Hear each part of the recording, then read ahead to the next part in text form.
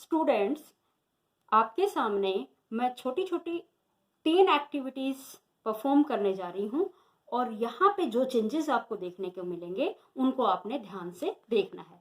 देखिए, मेरे पास ये बीकर हाफ पानी से फिल है और इसके अंदर मैं इस मार्कर को प्लेस करवा रही हूँ। पहले बिल्कुल परपेंडिकुलर करा रही हूँ। आप देखिए, इसके डायमीटर में जो रीजन इसका वाटर के अंदर है उसके डायमीटर में कुछ चेंज दिखा होगा। अब स्लाइटली मैं इसको बेंड कर रही हूँ। फिर देखिए, तो अब जैसे ही मैंने इसको टिल्ट पोजीशन में कर दिया है तो इसकी जो शेप है वो आपको मुड़ी हुई दिख रही है। सेकंड है मेरे पास ये लेमन। आप लेमन का साइज देखिए। जैसे ही मैं इस लेमन को बीकर में जो वाटर रखा उसमें डालती हूँ, फिर आपने साइज को चेक करना है। अब ये साइज बड़ा हो गया है, आखिर ऐसा क्यों हुआ है? थर्ड बीकर में मेरे पास ये वाटर है जिसमें एक ड्रॉप मैंने डिटॉल का डाला हुआ है। इसके ऊपर मैं ये लाइट को इमिट करा रही हूँ। देखिए, अगर मैं परपेंडिकुलर करा रही हूँ तो लाइट के पाथ में कोई चेंज आपको दिखाई नहीं दे रहा, यानी वो सीधी जा रही है। और जैसे ही मैं इसको स्लाइटली टिल्ट पोजीशन में इसके ऊपर इंसिडेंट करा रही हूँ तो उसका पाथ डाइवर्ट हो गया है, राइट। और चौथी है मेरे पास ग्लास स्लेब। ग्लास स्लेब में भी, क्योंकि ये भी ट्रांसपेरेंट है, एयर भी ट्रांसपेरेंट है, इसमें देखिए अगर मैं इस लाइट को परपेंडिकुलरली इसके ऊपर इंसिडेंट करा रही हूँ तो ये अपने पाथ से डाइवर्ट नहीं हो रही है, सीधी निकल के जा रही है। और स्लाइटली अगर टिल्ट पोजीशन में ओब्लिकली इसके ऊपर इंसिडेंट करा रही हूँ तो ये इंसिडेंट यहाँ हो रही है और यहाँ से बाहर निकल रही है। इसकी डायरेक्शन भी चेंज हो रही है और पाथ भी चेंज हो रहा है। तो आइए हम जानते हैं कि आखिर ये चेंजेस क्यों होते हैं। प्यारे बच्चों, ये छोटी छोटी एक्टिविटीज देखने के बाद आपको ये तो लगा होगा कि ये लाइट का कौन सा फिनोमेनन है जिससे ये चेंजेस हमें इसके अंदर देखने को मिले हैं। तो आइए उस नेक्स्ट फिनोमेनन को हम जानने की कोशिश करते हैं जिसकी वजह से मार्कर का मोटा दिखना, लेमन का साइज का बड़ा दिखना और रे ऑफ लाइट का बेंड होना होता है। So children, this phenomenon is known as refraction of light. तो आज के टॉपिक में हम कवर करेंगे refraction of light and laws of reflection. ये दो देखेंगे। तो अब जो चेंजेस आपने एक्टिविटीज में देखे हैं उनको वर्ड्स में कैसे डिफाइन किया जाएगा। सी, when a ray of light passing from one transparent medium to another transparent medium, it bends towards the normal or away from the normal. This phenomenon is known as refraction of light. तो एक बार हम इसको white board पे देखते हैं कि कैसे होता है। देखने मैंने वाटर फिल किया था और जैसे ही इसके अंदर मार्कर को प्लेस किया तो इसका यहाँ तक तो साइज वही आ रहा है और इस जगह पे आपको जो अपीयर हो रहा है वो उसका डायमीटर बड़ा होया हुआ दिख रहा है।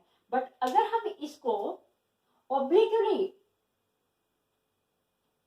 इंसर्ट करते हैं तो ये हल्का सा टेढ़ा होया हुआ आपको दिखाई देता है।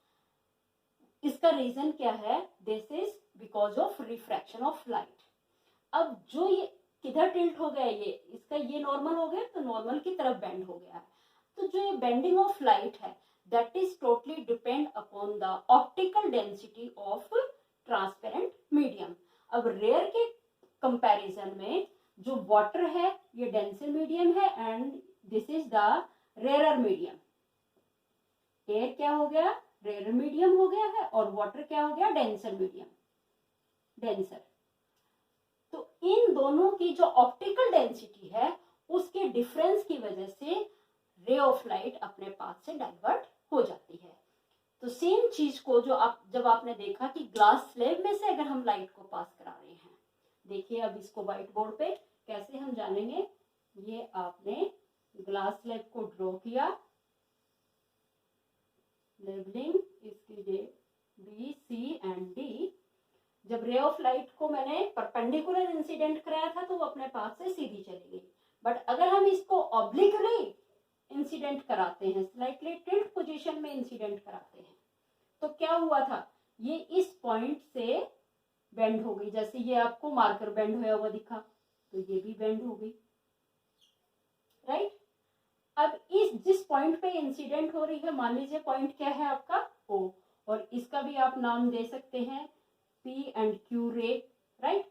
तो O के ऊपर जब हम नॉर्मल को ड्रॉ करते हैं, दिस इज द NM, ये क्या हो गया, नॉर्मल। रिफ्लेक्शन में आपने जाना था कि इंसिडेंट रे और नॉर्मल के बीच में जो एंगल बनता है that is called angle of incidence. अब मैं इनके नेम आपको पता ही है, जो रे आके किसी भी इंटरफेस के ऊपर स्ट्राइक करती है, अब यहाँ पे एयर है और ये आपकी ग्लास है, तो इन दोनों का जो ए बी पोर्शन है ये क्या है, ये वाली side, this is the interface. इस रे को हम बोलेंगे incident ray, incident ray, and this is the angle of incidence. अब जो रे नीचे चली गई है, दिस इज कॉल्ड रिफ्रैक्टेड रे, इसको हम क्या बोलेंगे, रिफ्रैक्टेड रे। अब नॉर्मल और रिफ्रैक्टेड रे, ये O डैश ले लीजिए पॉइंट, तो जो रिफ्रैक्टेड रे होगी वो क्या होगी हमारी O डैश। इन दोनों के बीच में जो एंगल बना है that is called angle of refraction. Angle of reflection का सिंबल भी R होता है, एंगल ऑफ रिफ्रैक्शन का सिंबल भी चिल्ड्रन R ही होता है। अब ये दूसरा इंटरफेस आ गया है। अब यहाँ पे इस पॉइंट, इस साइड पे, ग्लास स्लेब के इस साइड के ऊपर जो O डैश है ये as a incident ray work करेगी। तो ये जब बाहर निकलती है तो हम क्या देखते हैं, ये अब नॉर्मल से, पहले आप यहाँ पे नॉर्मल ड्रॉ करेंगे, this is N dash M dash, right. Now it bend away from the normal, ठीक है। रीजन क्या हुआ कि ये अब ये डेंसर मीडियम से चल के रेयर मीडियम में आ रही है, तो जब भी रे ऑफ लाइट रेयर से डेंसर में एंटर करती है तो नॉर्मल की तरफ बेंड होएगी, जब डेंसर से रेयर में जाती है तो ये it bends away from the normal, and this phenomena is known as refraction of light. And अब ये देखिए इसका, अब यहाँ इसकी डायरेक्शन को जानने के लिए हम इमेजिनरी लाइन ड्रॉ करेंगे जो कि एक्चुअल पाथ इंडिकेट करेगा इंसिडेंट रे का। ये देखिए ये हो गया, एक्चुअल पाथ तो यही था, लेकिन बीच में ग्लास स्लेब आ गई, मान लो एयर ही होती तो इस रे ऑफ लाइट ने इधर ही जाना था, ग्लास स्लेब आने की वजह से इसका पाथ चेंज हो गया। अब ये डायरेक्शन इसकी ये है, इधर ये हो गई। अब इन दोनों के बीच में जो गैप आया है this is known as deviation, इसको हम क्या बोल देंगे, डेविएशन, राइट। तो अब ये पैरेलल क्यों हो गई है, उसका रीजन ये है बेटा कि जो ए बी साइड है ग्लास स्लेब की that is parallel to the CD, that's why these rays are parallel to each other। अब आप कहेंगे कि मैम ये निकल के इधर आई है तो इस रे का नाम क्या होगा, very good, this the name of this ray is called emergent ray, emergent ray, ठीक है। इसको हम ले लेते हैं R एंड S, और यहां जो एंगल बनेगा this is called angle of emergence, angle of emergence, and इसका सिंबल होता है बेटा E। जब इतनी बातें आपको क्लियर हो गई तो अब हमें ये भी जानना चाहिए कि ये जो रे ऑफ लाइट है वो जरूर जो रिफ्रैक्शन है वो किसी न किसी लॉ को फॉलो कर रहा है। तो अब देखते हैं हम laws of reflection. First law, आपने रिफ्लेक्शन के अंदर क्या देखा था कि angle of incidence is equal to angle of reflection, तो रिफ्रैक्शन में थोड़ा सा चेंज करना है आपने, पहली पॉइंट। और उसमें सेकंड क्या देखा था हमने कि सारी की सारी चीजें, incident ray, angle of incident, normal और point of incidence all are lie on the same plane. तो जो फर्स्ट लॉ ऑफ रिफ्रैक्शन है, फर्स्ट लॉ में क्या हो जाएगा, सबके आपने नेम लिखने हैं, incident ray, normal, point of incidence, refracted रे, angle of refraction, all are lie on the same plane, clear। तो this is the first law of refraction। and second law बहुत important है इसमें।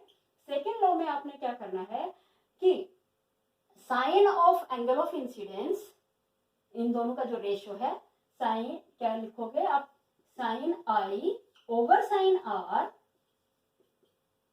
इज इक्वल टू कांस्टेंट, हमेशा constant रहता है। आप कहेंगे कैसे? मान लो ये आपने जो रे आप इंसिडेंट करा रहे हैं और ये एंगल आपका आ रहा है 30 डिग्री का, तो यहाँ पे ये 20 का बनेगा जो रिफ्रैक्टेड रे है। मैं अभी एक आपको एग्जांपल देके बता देती हूँ। सपोज कीजिए कि एंगल आई फर्स्ट केस में 30 डिग्री का है, तो एंगल आर आपका आएगा 20 डिग्री। अब दोनों का रेशियो क्या हो जाएगा, 30/20 इज इक्वल टू 1.5। सेकेंड में आप देखिए, मान लीजिए ये वाला एंगल आपका और थोड़ा आप इसको बड़ा कर दीजिए, 40 डिग्री का है, तो ये आपका आ जाएगा 25 समथिंग आ जाएगा, तो 40/25। फिर हर केसेस में ये हम करके देखेंगे एक्सपेरिमेंट लैब के अंदर, हर केस में आप देखोगे कि जो i sine i over sine r always जो इनकी वैल्यू आएगी that is always a constant value. अगर थोड़ी बहुत इधर उधर हो जाती है तो इट मीन्स हमारी जो रे है या जो हमने उसकी वैल्यूज फाइंड आउट करी है वो थोड़ी गड़बड़ हो जाती है। तो this is the second law. क्या कहोगे, ratio of sine i over sine r is a constant and this constant is known as refractive index. इस कांस्टेंट को हम दूसरा नाम क्या देंगे, रिफ्रैक्टिव इंडेक्स, रिफ्रैक्टिव इंडेक्स। ठीक है, तो एक बार मैं फिर से आपको समराइज करवा देती हूँ। रिफ्लेक्शन का मतलब समझ में आ गया। जब रे of light travel from one transparent medium to another, it bends towards the normal or away from the normal. This phenomena is known as refraction of light. We have two laws of refraction. One is incident ray, normal, angle of incidence, angle of refraction, refracted ray, all are lie on the same plane. And the second, ratio of sin I over sin R is a constant. हमेशा constant रहेगा ये। अगर मान लो ये आपका यहाँ पे 60 degree का हो गया तो ये आएगा 40 का, दोनों का आप रेशियो निकालेंगे फिर 1.5 आएगा। इस तरीके से आपने वैल्यूज करके देखनी है। तो ये आपके लॉज भी क्लियर हो गए और इसकी डेफिनेशन भी क्लियर हो गई। Thank you, have a good day. आपने घर में और कुछ एक्टिविटीज करके देखनी है जहां पे लॉज ऑफ रिफ्लेक्शन अप्लीकेबल होती है। एक थोड़ा सा क्लू मैं आपको दे देती हूँ कि बकेट के अंदर मग रखा हुआ होता है, तो आप उसका बॉटम को थोड़ा सा रेज देखते हैं और कहाँ कहाँ क्या क्या चीजें आपको रेज्ड दिखती हैं, उनकी आपने लिस्ट बनानी है। और ये आपने डेफिनेशन भी इसकी नोट करनी है, साथ में लॉज भी आपने अच्छे से लर्न करनी है। Thank you children, have a good day.